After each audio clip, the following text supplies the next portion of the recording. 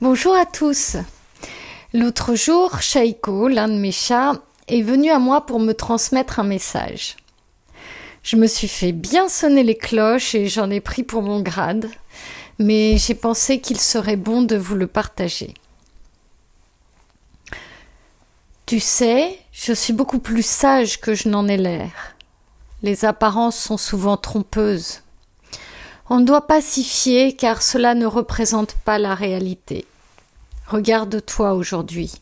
Tu es bien plus belle à l'intérieur qu'à l'extérieur. Mais ça, personne ne le remarque de prime abord. Souviens-toi lorsque tu étais plus jeune, tu as attiré tous les regards, mais tu étais creuse. Tu n'étais pas aussi riche que tu ne l'es maintenant. La plupart des gens préfèrent juger et se faire une opinion d'après ce qu'ils pensent percevoir avec leurs yeux physiques.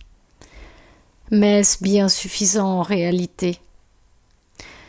L'aspect physique d'une personne ne représente que la couche superficielle de son être. Ce qui se cache à l'intérieur représente sa véritable richesse et son incroyable beauté.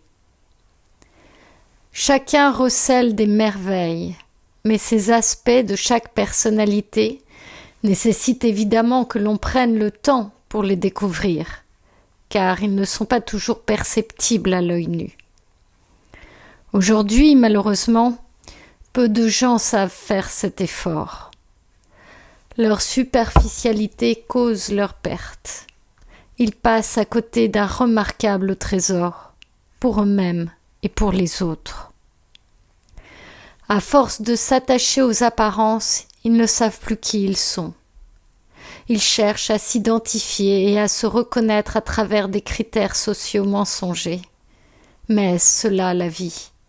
S'agit-il de la réalité? À force de se perdre dans les dédales narcissiques de l'ego, ils se vident de leur substantifique moelle, comme le disait si bien Rabelais. Ils se ruinent, dilapident leur plus grand trésor au nom de l'uniformité et de l'appartenance à un groupe. Peu à peu, l'humain s'appauvrit, se déshumanise et perd son âme. Le vide qu'il laisse bénéficie à d'autres, mais à qui en réalité? Pensez-vous avoir été créé pour gaspiller ainsi vos talents et votre temps humain? Pensez-vous sincèrement être incarné ici et maintenant sur Terre pour cette unique raison? Allez, soyez honnêtes, faites preuve de bon sens. L'œuvre de Dieu, notre Père céleste à tous, est bien au-dessus de ce plan dérisoire, ne croyez-vous pas?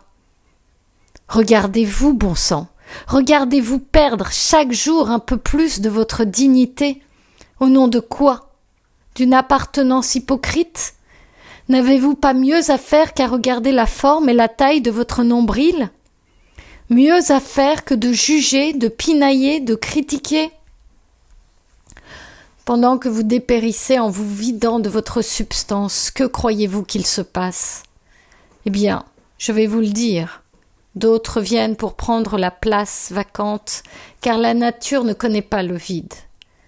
Souhaitez-vous réellement mourir à petit feu et disparaître? Je vous le dis, vous, humains, enfants de Gaïa, notre terre-mère, valez bien plus que cela.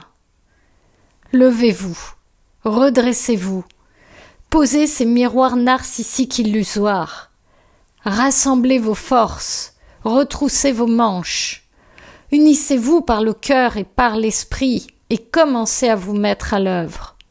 Car sinon, vous ne serez plus.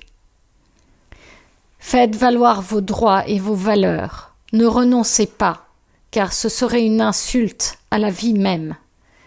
Déployez l'amplitude de votre être pour combler la terre de vos richesses uniques et complémentaires, trop longtemps enfouies. C'est maintenant ou jamais.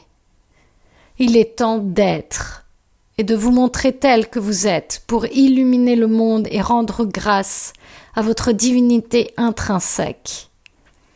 Force à vous, chers humains. La tâche est ardue, certes, mais vous êtes pourvus de tous les talents pour relever ce défi et réussir à renaître à la vraie réalité de la vie.